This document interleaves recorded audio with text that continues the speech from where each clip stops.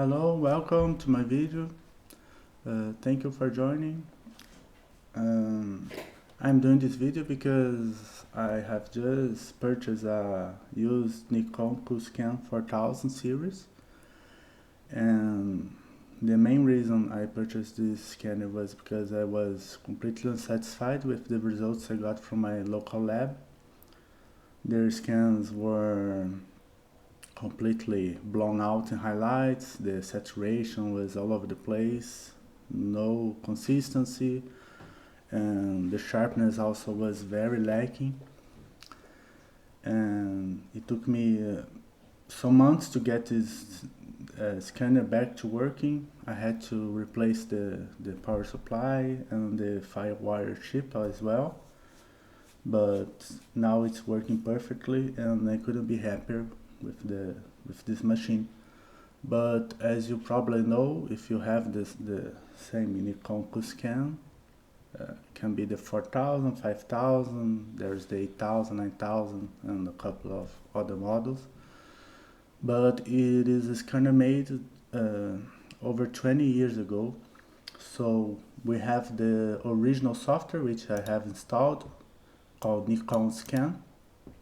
Many people still use it to this day, but it has some issues, and the most problematic one is that it has stopped being developed around, I don't know, more than 10-15 years ago. It's not even supposed to work in Windows 10 and Windows 11. I got it working. There's a tutorial online showing how to work it, but there's other limitations which comes with it as well, and this is the main reason I switched to VueScan. And there are some features in VueScan that I think are worth the price if you're serious about scanning with your Nikon CoolScan. And let's go. Let me show you what I have found as the best settings and workflow that works for me.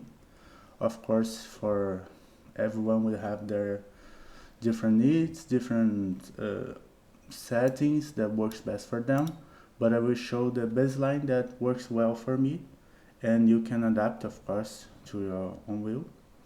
So let's start opening VueScan.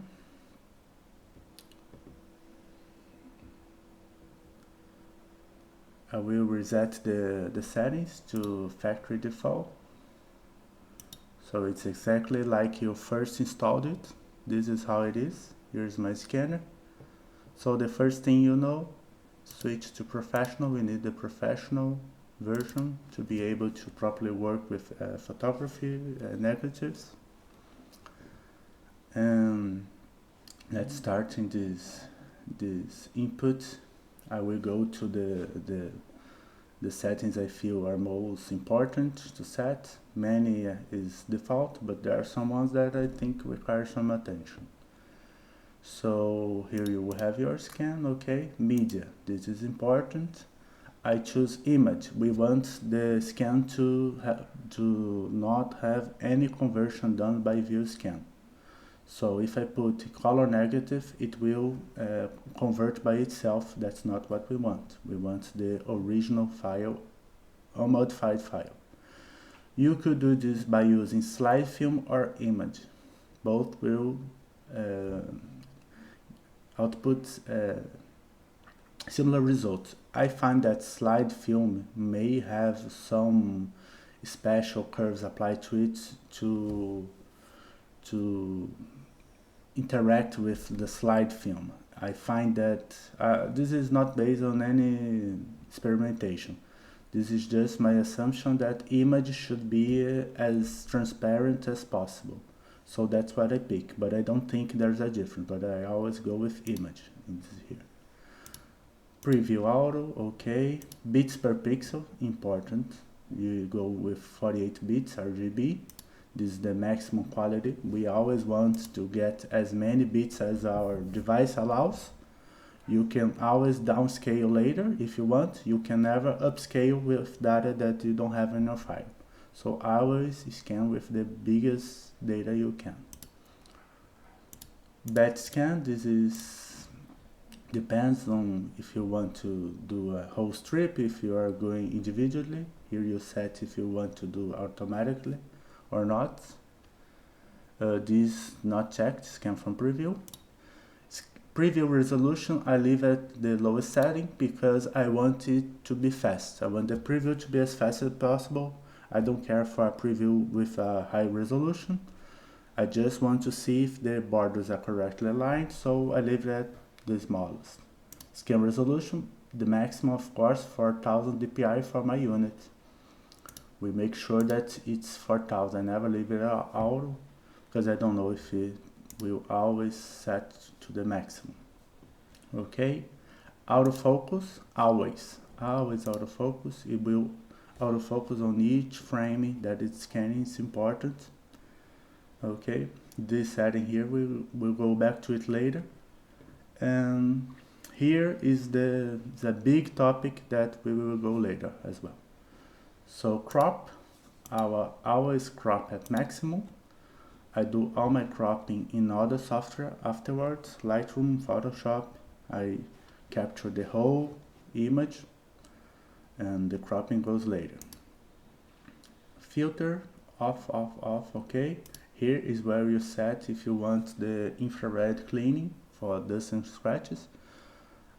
I tend to do color negative as light, black and white of course none. Color, here's another important one. I played around with this to find out what was the difference between white balance, neutral, none, auto, and what we want here, and you will see it won't matter what we have here with the setting we are gonna use, but you want none. You don't want the software to do any balance in the raw scan of your negative. You don't want any interference. You want the image as raw as possible, untouched, unedited. This is important because if you added a correction so early in the process, later you will have issues to change that. So you want to make sure you are capturing the negative as unprocessed as possible. So none, you don't want correction here. This doesn't matter. This also won't matter, but I will show you how this works. It took me some days trying stuff also to realize how this stuff works in here. The only one that matters here is output color space. The others won't do anything, it's just for the preview. Okay, so output, here we will set up where we will save our output generations. I will say VueScan YouTube tutorial scans. Okay, I will save in here, select folder. We don't want JPEG. What we want in here is raw file. We won't go for TIFF, we won't go for anything other than raw. Why is that? Raw is what makes VueScan so powerful. It will transfer to the file the data as the scanner is capturing real time. It's not adding any curve, not adding any color space information, any conversion, any gamma change. It is just a linear one-to-one transfer from the scanner to a file. This is gonna make sure you have the colors as natural as possible, the highlights, the shadow area. It will be like you use your digital camera shooting raw. It's exactly the same. And it's using the full potential of the CCD sensors of your scanner to the file. If you use any other option here, there will be a conversion in color space, in gamma. It will apply a gamma, it won't be linear gamma. And this will add future issues like posterization, color clipping can happen. So you want to make raw files. This is very important to have the best results. Here is the file name, okay. This one can be left at auto. It will select the best option based on the input setting you have this. You don't have to change this. Now this is another one, raw input with. If you set to scan, this, as VueScan manual says, is the fastest option because it will do in real time as the scanner is gathering the data, it will output to the file real time. But the bad side of this is that this won't include the infrared data. So you won't have the infrared cleaning dust and scratches in your final files. If you don't care for the infrared data, for the cleaning of dust and scratches, you leave this as scan because it will be easier and faster. But if you want those data in your files, you have to put this as save. This means that the scanner will scan the whole frame and later it will do its own processing internally to join the data of the scan to the data of the infrared in the same file. This is what I use personally because I think it saves me a lot of time to have my negatives clean of dust and scratches. Saves me a lot of time in post. Raw save film, no, you don't want that. This will apply some of the corrections you see to the raw. We don't want that. Raw compression, I leave it off. I don't know if it is changes the quality of the integrity of the raw file, so I leave it off. Raw DNG, if you were to use DNG files, especially for negative lab pro, which works well with them, you could use raw with DNG format. It's the same data inside, but instead of a TIFF file, it will be a DNG file. It's better for some software. I don't use it. I prefer the raw file from VueScan. And this is the final setting. I apply here scan size to printed size. The only thing that will change is that it will set up the same DPI on your file that you set as scan. This is going to make sure when you open your file in Photoshop or other software, it will have the same DPI. And this is all you have to do. In preference, the only thing I change here is enable raw from disk. This allows me to later, when I don't have my scanner turned on, I can reopen one of the raw file I generated in VueScan and generate other raw file based on it. There are some cases you might want that. For example, you made a scan without the infrared data, so you don't have the dust and scratch cleaning in it, and you later decide you want to apply that data to the output. So you can reopen your raw file, which has that data built in, go here, put light, and do a scan on your file. It will rescan your file, it's very fast, and you can save again, and it will apply that infrared data to your file. So I find it interesting to have this option. And this is basically what I do. I don't think I'm forgetting anything. If I notice anything, then we get back later. So now this is like this. Let's insert our film strip. What is the most important part of this is that you want to get your film strip from the row you are going to scan and have a frame, or at least part of a frame, that has just the film base on it. You don't have anything other than the film base. So I will apply here my frame, insert my negative to VueScan.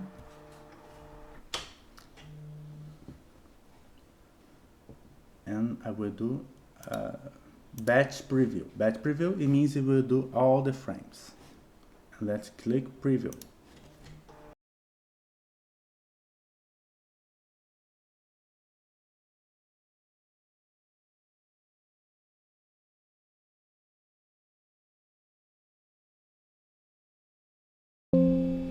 So while it's doing its thing, let me explain how a film base works, how a film negative is manufactured, and how that will transfer to what your scanner is able to get with its sensors. So I have here a sample of what is how are the film layers of a negative, 35mm negative, C41 color negative. So we see that the first layer is a protective layer here. Then we have a blue sensitive layer. This is sensitive to blue color. Then we have a green sensitive layer below the blue sensitive layer, and finally a red sensitive layer. So you can see that these are stacked one over the other. They are not equally distributed, so the light comes from the top, and as it goes through the layers, it will gather the different colors of the scene you are trying to capture,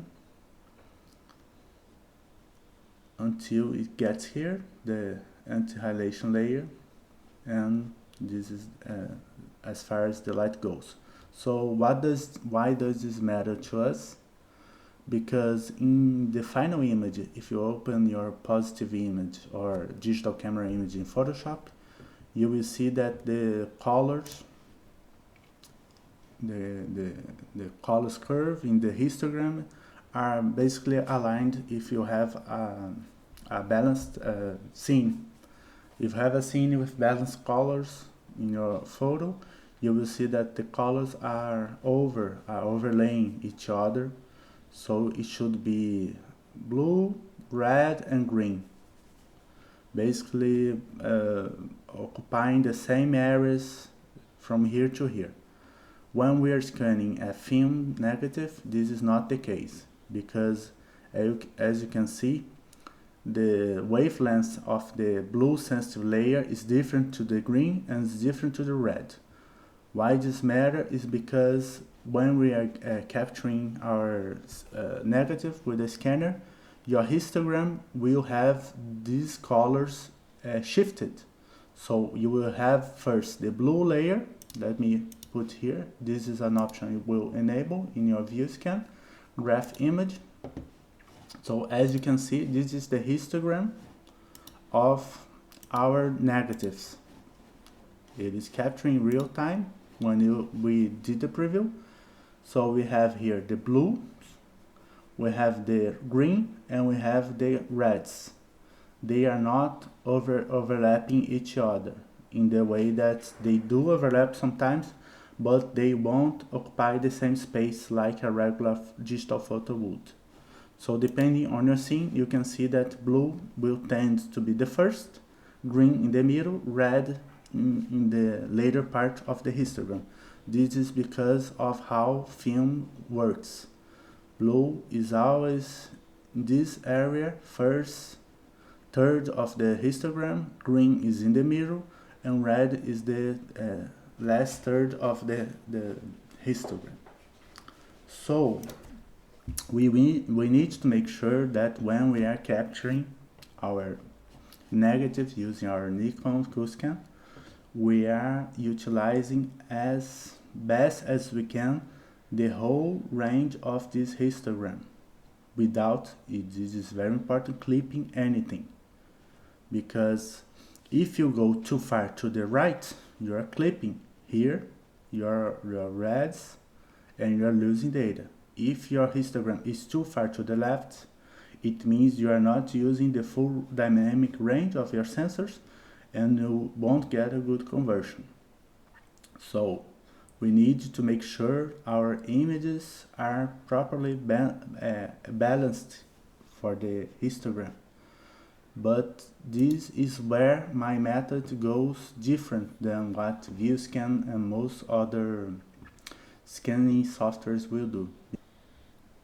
So let's get back to the basics of how exposure works in the scanner. It's not like in the camera.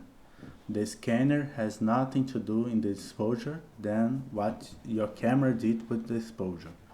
All the scanner is trying to do is to make this histogram here fit as well as it can to the whole spectrum it is able to gather.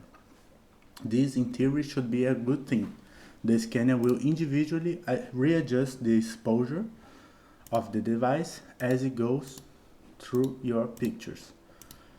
So if a picture is too much to the left of the histogram, it will raise the exposure to try to capture more of the data to the right side and fill this. If the image is too bright, it will reduce the exposure to try to not clip it and better fit to this dynamic range of your scanner. This is something that Nikon scan does, VueScan does, every scanner does.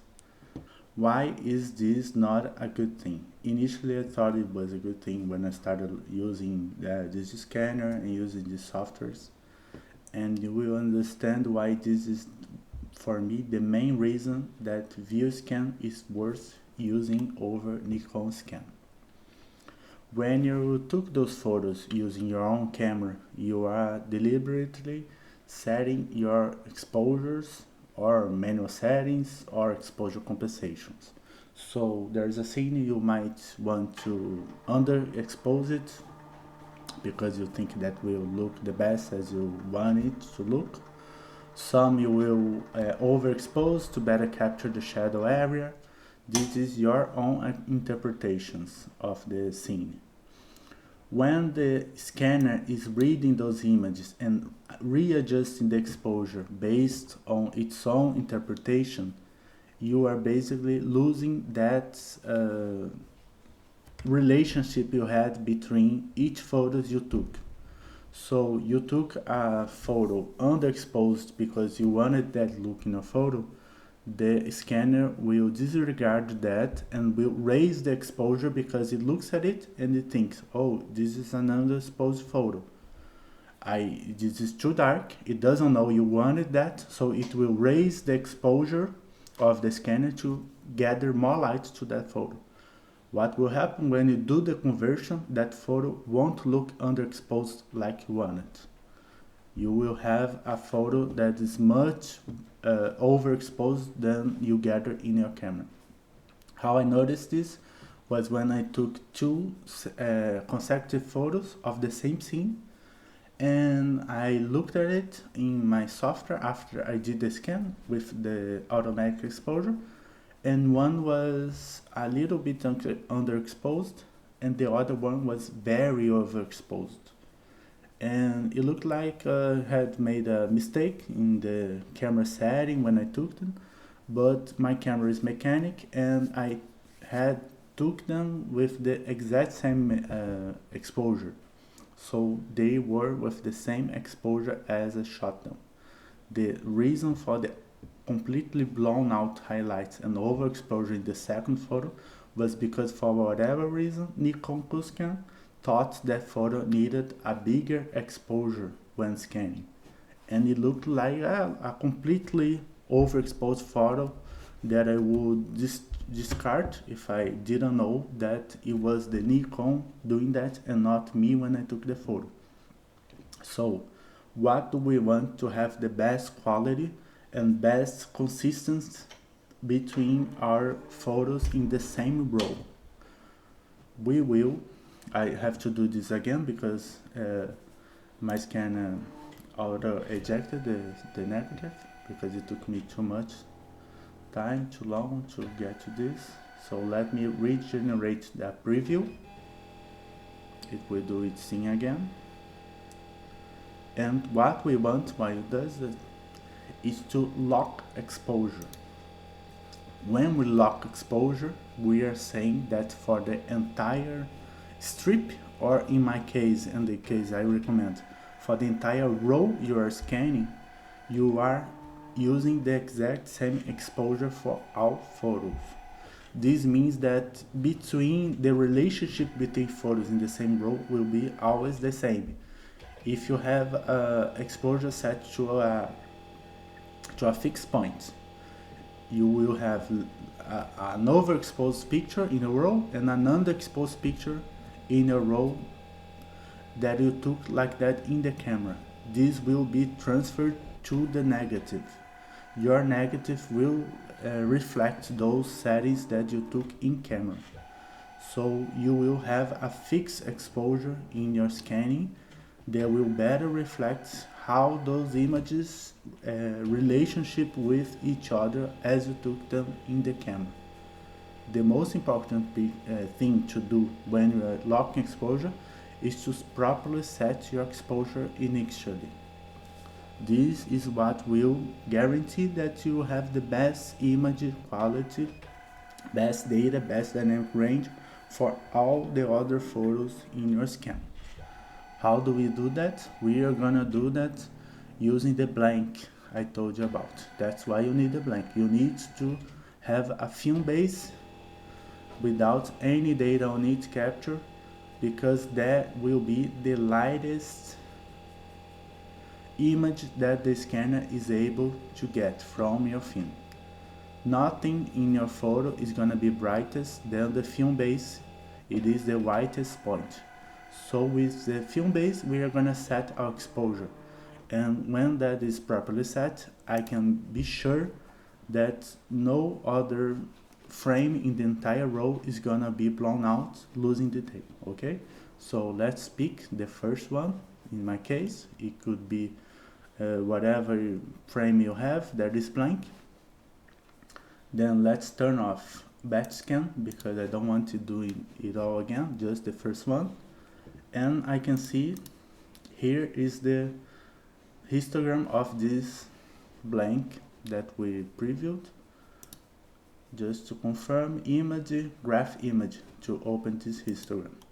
So let's click lock exposure. What this means is that it will show the exposure setting the Nikon and VueScan automatically thought it was the correct one for this image. It thinks the RGB exposure, which is the main exposure for our scanner, is 2.8. I know for sure that is too high. That is too high of exposure. Infrared exposure, I don't touch. It thinks it's 1.362. I will leave at that at all my other photos. I think it does a good job at setting the infrared exposure, but the RGB exposure, we have to tweak it. This infrared RGB exposure doesn't reflect this histogram right now.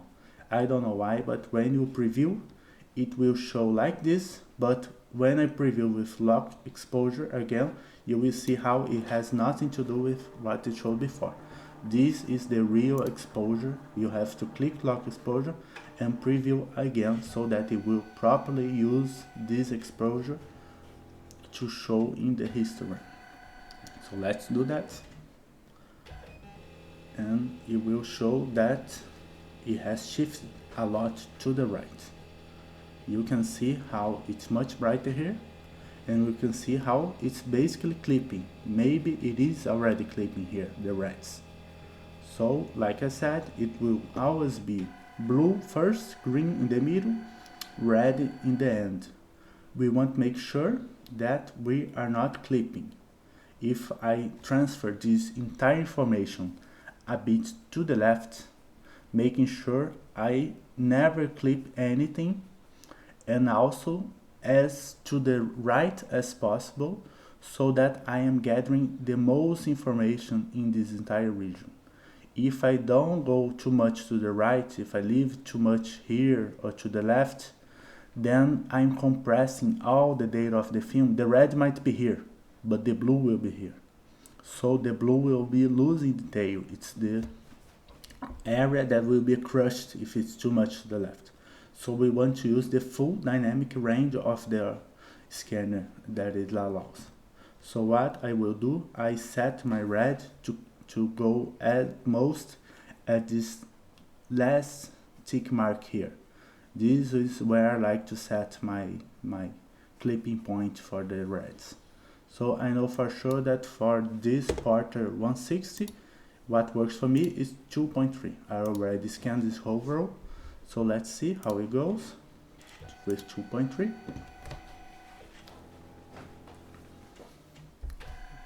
Let it do its thing.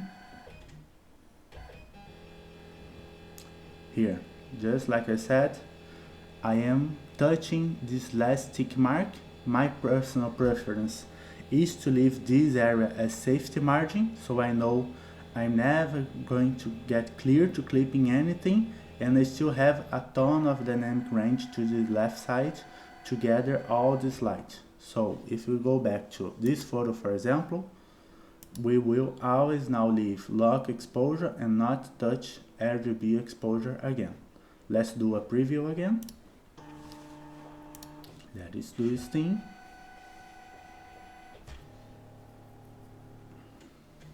And you see how great it is to have the preview at 500, so it's much faster. We want this to be fast. So we can see this is a scene that has a lot less light, brightness. So this is in this region, blue is here, green is here, reds are here. So this is how I took this photo. I'm not clipping anything to the left side. There's space here because the photo was taken this way. The VueScan would try to get this and push this to the right. But as I explained before, this is not what we want. Now I am sure that we will have the photos as I took in camera. This is the real photo without the interpretation of the scanner. It's as you took them. This is a great thing to have. And we are making sure that we have the best distribution of the colors depending on the photo you took. Okay, so this is the most important thing in my opinion and reason alone to purchase a license of VueScan. Why can't you do that with Nikon Scan? Nikon Scan allows you to lock exposure. It does. But Nikon Scan doesn't allow you to set a fixed exposure. All Nikon Scan allows you is to lock exposure based on your last slide.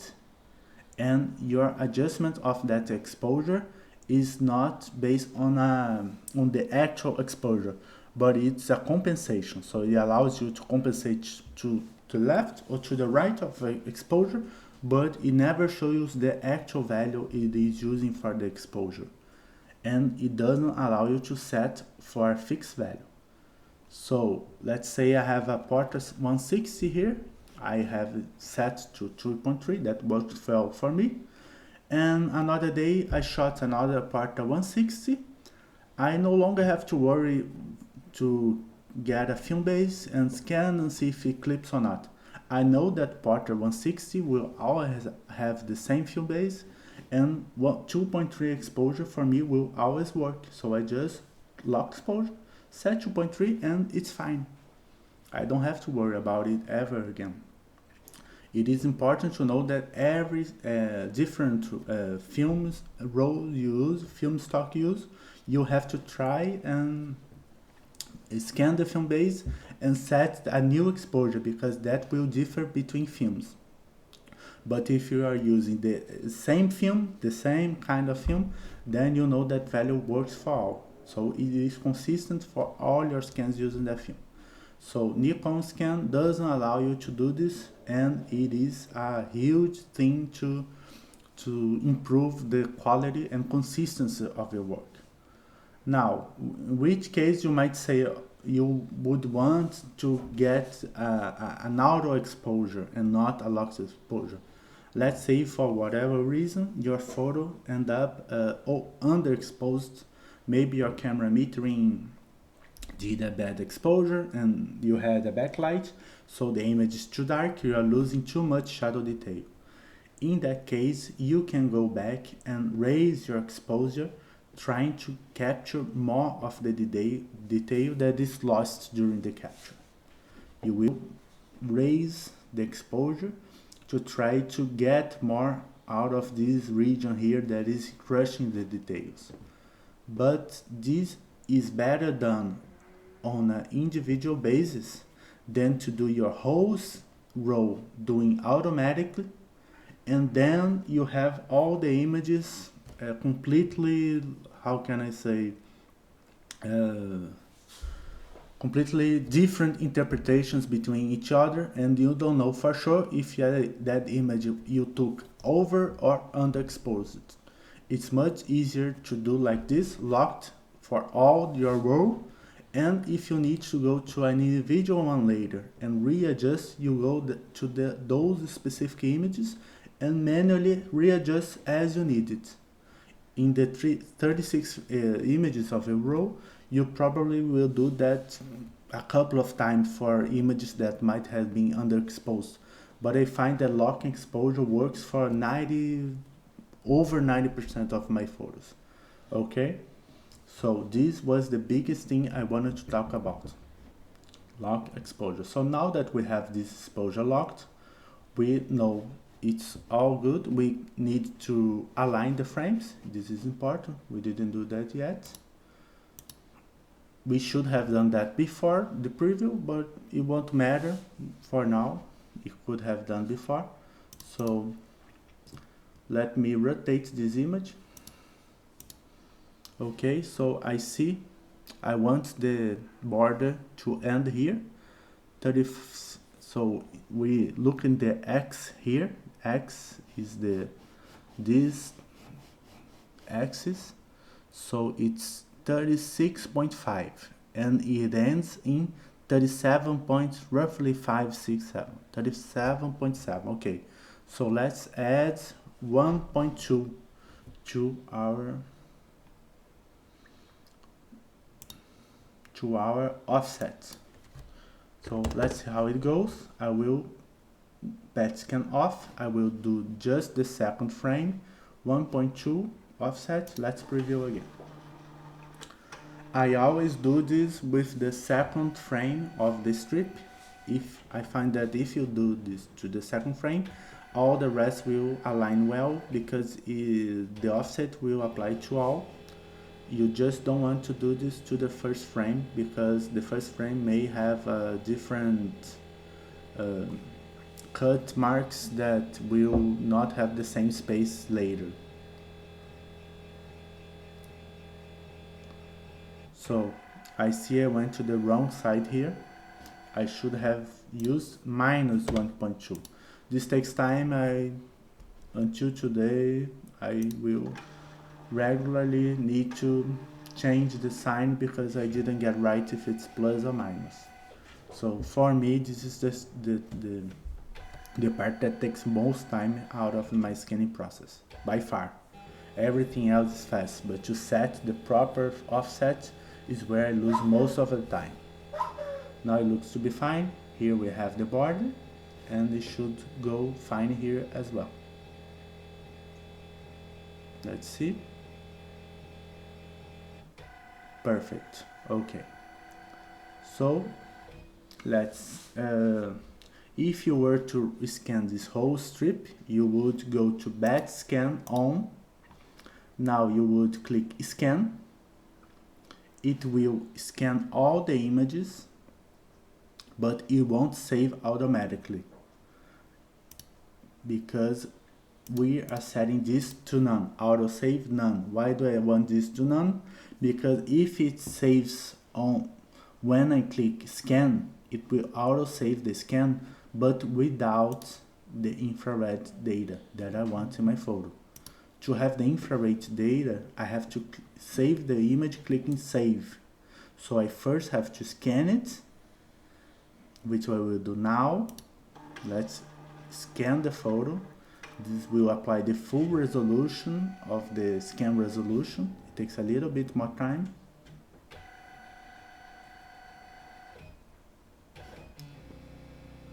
Actually, I made a mistake here because I left VueScan on. I don't want on. I want off just the second frame. Okay, let's go again. If I let this to on, it will scan the whole strip. You would do that if you had an entire strip to scan. Like I'm just trying to show you how this works, I won't spend time doing the whole strip, just this single photo. So you can see how the image is looking nice here. The reds are where we want it, not clipping. Look at the distribution of colors, it looks fine. We are getting a good balance here in the middle. So our exposure works fine for this photo. You can see what I mean. This will make sure you are always getting the best result possible from your scanner. So let it finish.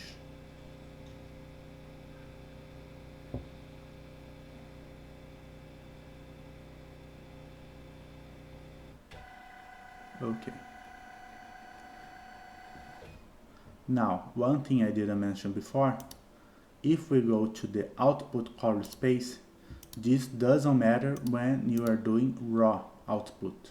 Raw output won't use the information you enter here in output color space. It is outputting the raw data, linear color data that your scanner is gathering in its sensor. But what I found out is that depending on what you set here, it changes how the histogram is displayed, because different color space mean different distributions of light in the histogram. This is not good, because if you have, for example, Pro Photo, which puts the data to the left, it has more space here. It is bigger, so this color space has a bigger range between points, but it is not properly showing that your scanner internally might be clipping data. Since it pushes to the left, you look at this and you think, oh, it's fine, there's a lot of space here. But in reality, your device RGB, with your scanner internal RGB, native color data, it might be clipping. So you want to leave this at device RGB, because then your histogram will show the actual scanner input data. This is where you want it to be, to see the real conversion of data from the image to the bits, internal bits and file of your images. So make sure this is device RGB, okay? If you go RGB, sRGB is closest to the device RGB, but always device RGB. This won't matter in the output, since we are done doing a raw output. So now that we have this, we're clicking save. What this is doing, it is saving now this image to the folder I picked in here. So here's the folder I am outputting to, and here is the raw we did. Okay, this is the raw file. The colors will look funky because it's a linear scan. It doesn't have any color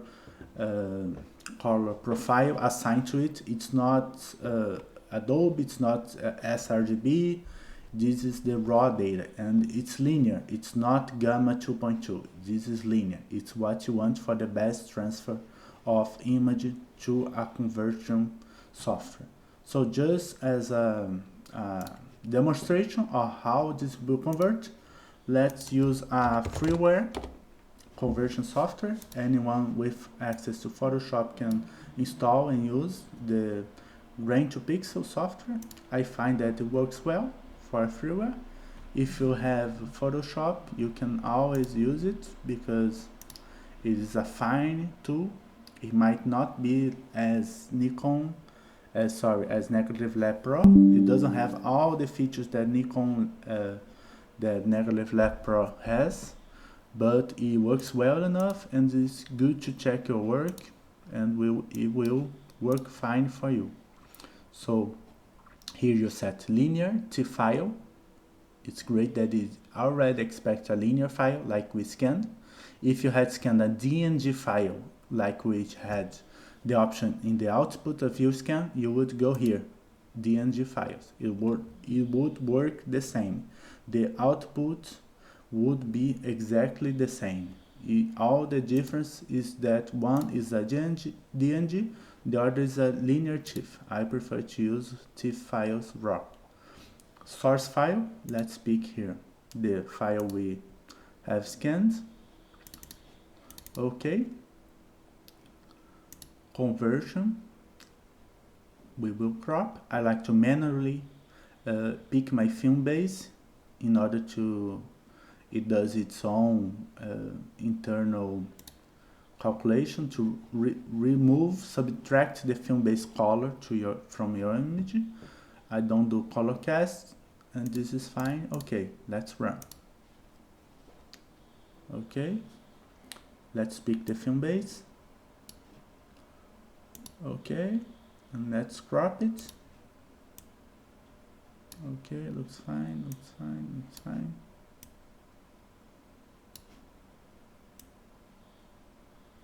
Okay, that is this thing, and here we go. Here is the converted image that we got from VueScan. Let me rotate it to the right. Okay, and here it is, a beautiful image. It is made by raw linear capture of your Nikon CoolScan. If you analyze it, it will have the most natural gradations. You won't notice color clipping, you won't notice posterization, because this is the best data that your scanner has been able to gather, and there is no processing done over it. So of course now you can process, you can readjust, tweak the colors, the exposure, but we made sure this is as good as your scanner can get from your negative. And with that file, you can use whatever conversion software you want. You can do whatever process you want after. But we now have the raw file that is going to be the file that you are going to keep for posterity. This file will allow that you reopen it via VueScan in the future, output to different formats, different softwares, different ideas. You can try VueScan on conversions if you like to positive. This is the best data that we could get from our scanner, and now it is a matter of how you prefer to process it. Okay, so this is it. I hope this has been helpful to you. If you have any questions, please let me know in the comments. If I made any mistake, also please let me know. It's very possible I forgot something. And that is all. Thank you.